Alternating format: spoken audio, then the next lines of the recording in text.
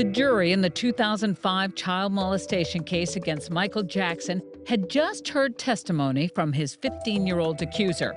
It was enough to convince some of the jury that the King of Pop was guilty, but others needed more proof.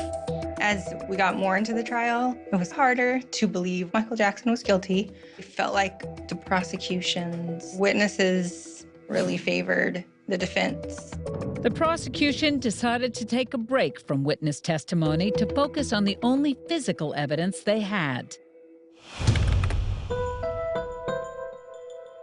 During the raid on Neverland Ranch, investigators collected hundreds of adult magazines.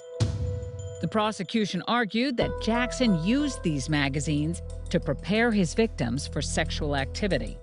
They were checking all of the porn magazines for fingerprints of Gavin's, Star's, and Michael Jackson's on there. One of the magazines returned matching fingerprints to both Gavin and Jackson. But the prosecution overlooked one crucial detail. This magazine that was used as evidence was published after the fact of the children being on the ranch. There was no connection when it came to timelines adding up. The defense claimed that Jackson couldn't have looked at the magazine with Gavin because the Arvizos left Neverland Ranch before the magazine was printed.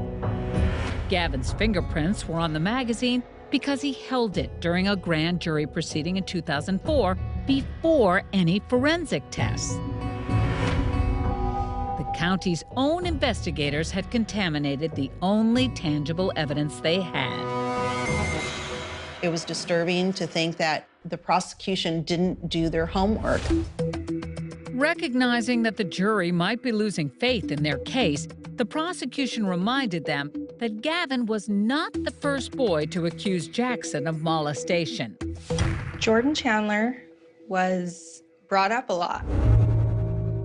Jordy Chandler claimed he had been molested as a young man in the early 1990s, and Michael Jackson had settled the case for a reported $20 million. It makes you wonder, why did they settle? And we were never told why. He gave $20 million to this family. Why? Unless he was guilty, unless he was trying to hide something. But then again, he's Michael Jackson. And Michael Jackson never did what normal people do. That gave an open door for other people to make the same accusations and try to exploit him for money.